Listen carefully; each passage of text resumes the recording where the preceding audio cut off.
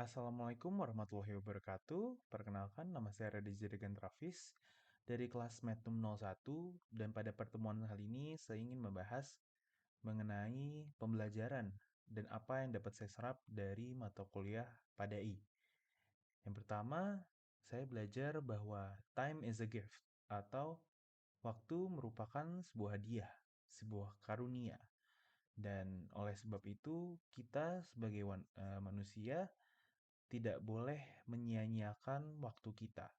Kita harus dapat memanfaatkan semua waktu kita untuk hal-hal yang berguna dan hal-hal yang bermanfaat bagi bangsa Indonesia, bagi diri kita, bagi keluarga kita, dan bagi semua orang. Jadi, kita harus selalu mengingat bahwa waktu itu terbatas dan waktu ini sebuah karunia dan kita tidak bisa menyia-nyiakan waktu itu. Dan pada kelas pada minggu ini, saya juga mempelajari mengenai perangkat-perangkat utama untuk ikut kelas pada I. Ada dua perangkat utama. Yang pertama adalah brainware, dan yang kedua adalah hardware. Dan ini harus kita pahami. Di mana brainware adalah conscious kita, di mana brainware adalah keakal sehatan kita untuk melakukan sebuah hal, dan hardware adalah di mana kita harus melakukan semua hal itu dengan tulus.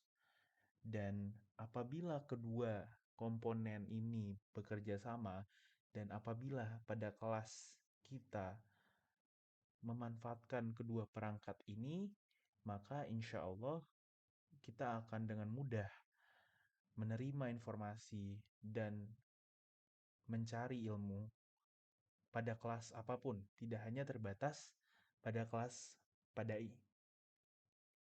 Dan untuk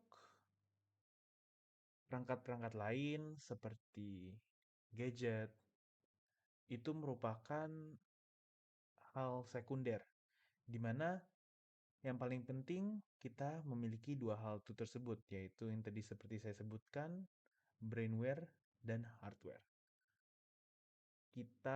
Apabila kita sudah bisa menggunakan dua hal itu, baru kita dapat menggunakan alat-alat tambahan seperti software untuk menunjang kita dalam mencari ilmu. Dan dalam mencari ilmu tentunya kita harus mencari tahu banyak hal.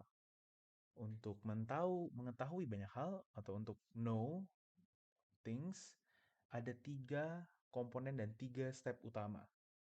Dimulai dari yang pertama, yang paling umum adalah what.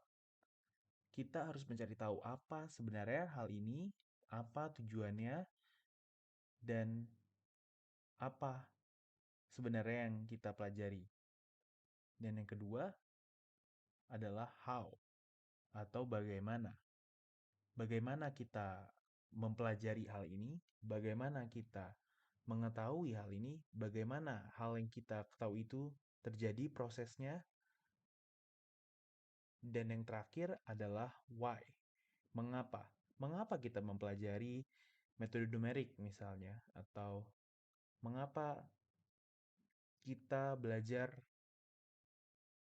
mengapa kita lakukan hal yang kita lakukan. 3 komponen utama tadi, what, how, dan why, merupakan 3 komponen yang penting. Dan selanjutnya, kita juga belajar mengenai computational thinking.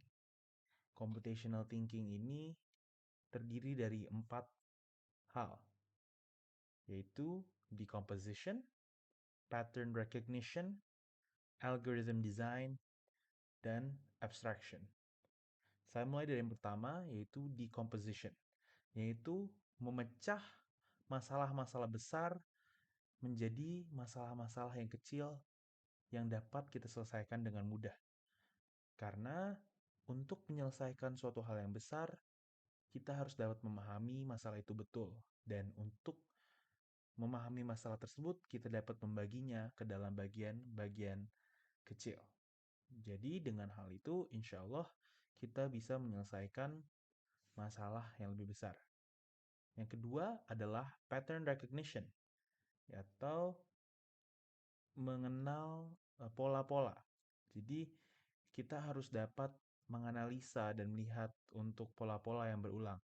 Karena dalam hidup ini banyak sekali pattern-pattern yang terjadi sekitar hidup kita, tidak hanya dalam pelajaran metode numerik ya, namun hal-hal kecil dalam kehidupan kita yang sebenarnya kalau kita perhatikan itulah berulang, itu sebuah pola yang berulang. Dan apabila kita dapat menemukan pola tersebut, maka kita dapat mengetahuinya, kita dapat menyelesaikannya. Dan yang ketiga adalah algorithm design atau desain algoritma.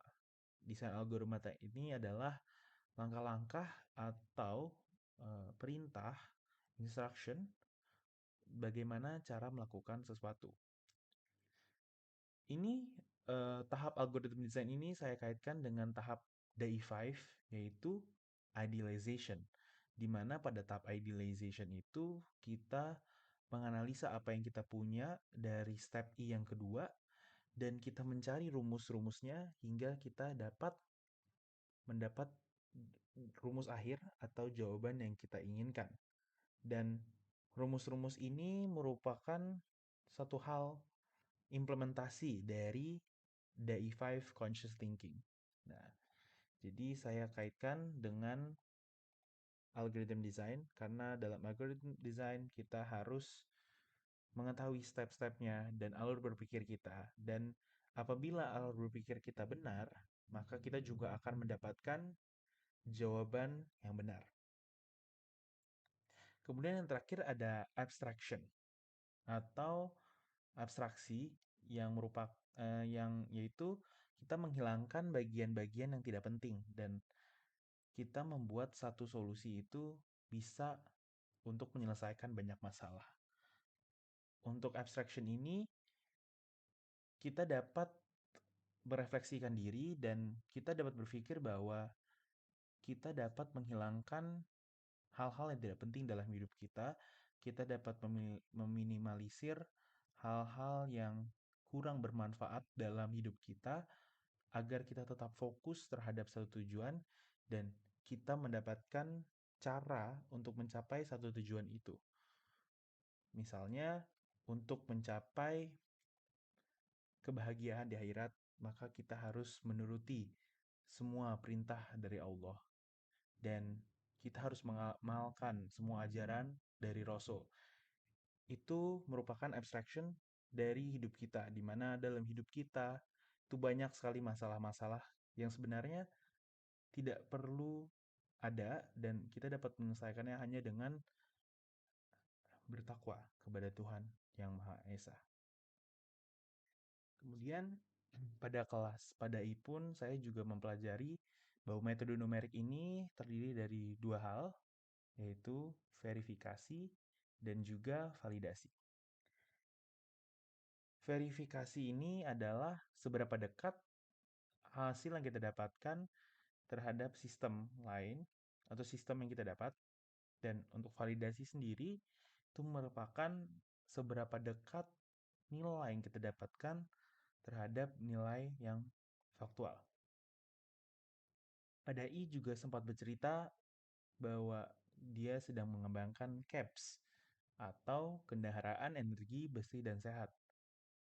Yang ini merupakan kendaraan yang elektrik untuk hewan dan bisa juga untuk manusia.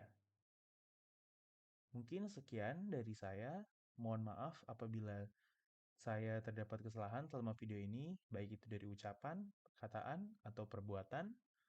Sebelumnya mohon maaf. Wabillahi taufiq wal hidayah. Wassalamualaikum warahmatullahi wabarakatuh.